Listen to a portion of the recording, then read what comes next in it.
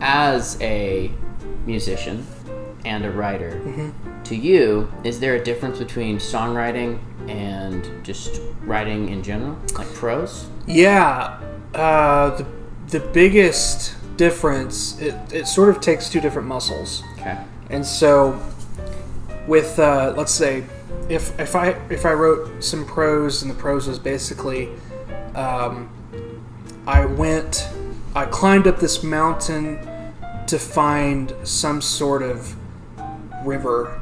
Right. And let's see, I climbed up this mountain to seek out this river that had sort of the crux of what it means to exist, and maybe this river delivers me from my pain.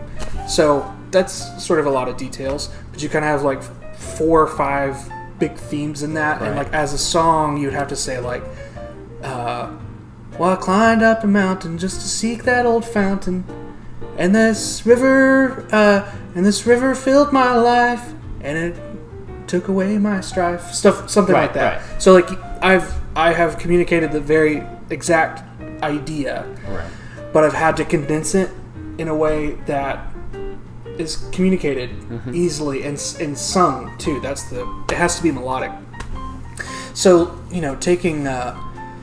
taking complex ideas in prose, essentially, and sort of Distilling it into honestly a different type of prose. It's not watering it down at all. I'd say it's like moonshine. Yeah, it is. Yeah, it's so condensed that it's like the content level is super high. But I think that's probably the biggest one, in that you also have to remember that you're playing an instrument at the same time. Right. So how is this sung? So I have a song called Summer's Here, and so I basically, and I've written about this in essays, and the idea is that,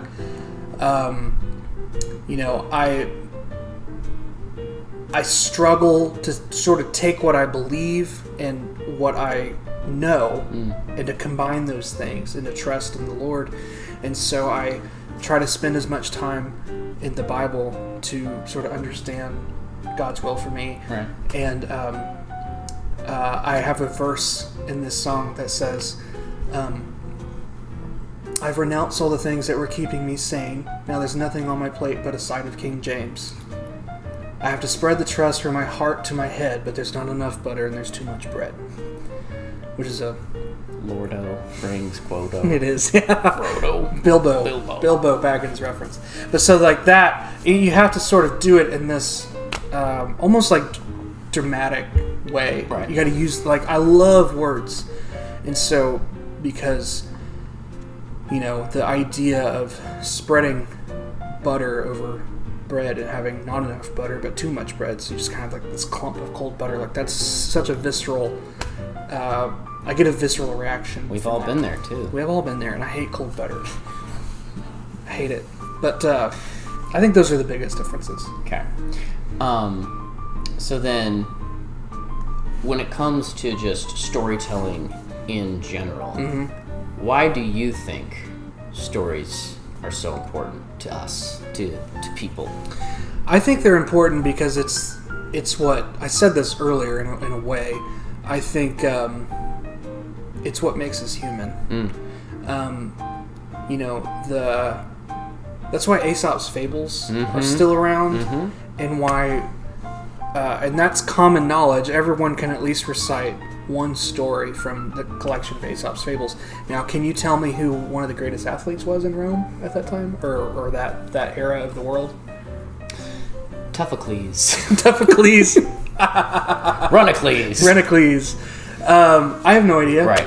And so my point is that story and oral history, or story is oral history, in that especially folk, like Aesop's Fables is a great example of a folk story, a folk tale, and it tells the history of morality and ethics and the human condition. And I think the Tortoise and the Hare is a great example of, like, that's still relevant today. It's timeless, right? Which is what you're talking about. That's what I'm talking about. Yeah. And so I think without without folk stories, without folklore, without folk songs, without story in general, like we're just bags of meat, just walking around with no identity. And that's why it's fascinating to read collection of, Irish folklore, Chinese folklore, Persian folklore, Indian folklore, Native American folklore, which are all on my bookshelf over exactly. there. Like you're going to see some themes that sort of replicate themselves in these stories. I got a good one for you. Yeah, let's hear it. This is great. I was recently researching this, and I heard pretty much every single culture in the world has their own, and these are cultures that have never met, right, or isolated. We all have a version of Cinderella.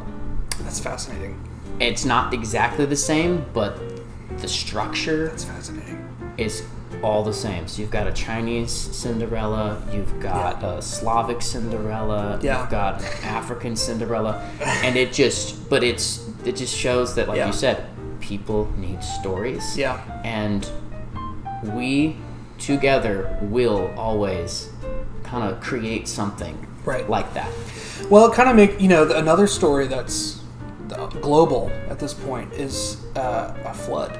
Very much so. And so that makes me wonder,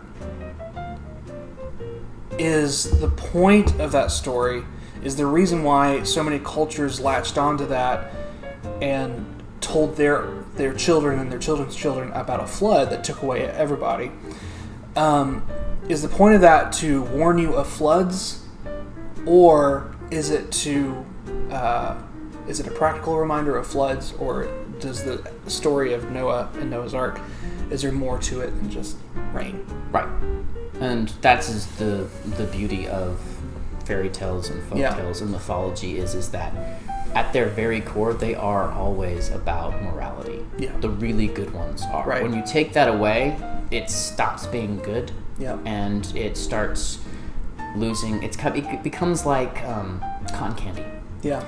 Whereas when you read a good fairy tale or you're told a really good fable, it's like a nourishing stew. Yeah. And you feel like you've learned something, or you stay awake and you think about it. Yeah. I remember reading this book of Russian fairy tales, and there's one particular story, and I can't remember the exact name, but it was along the lines of the men who went looking for evil. And it was about this man, and he lived in a town, and it was a very peaceful life that he had. And he was like, you know what? There's got to be evil in the world. I live a good life. Well, let's go find it. Yeah. So he goes to the blacksmith, and he's like, hey, have you ever seen evil? And the blacksmith's like, I'm very content. I'm happy. No, I haven't. Yeah. That's interesting. Let's go find it. Same thing with they go get like the baker or something, and he's like, no, me neither. I'm happy baking my cakes.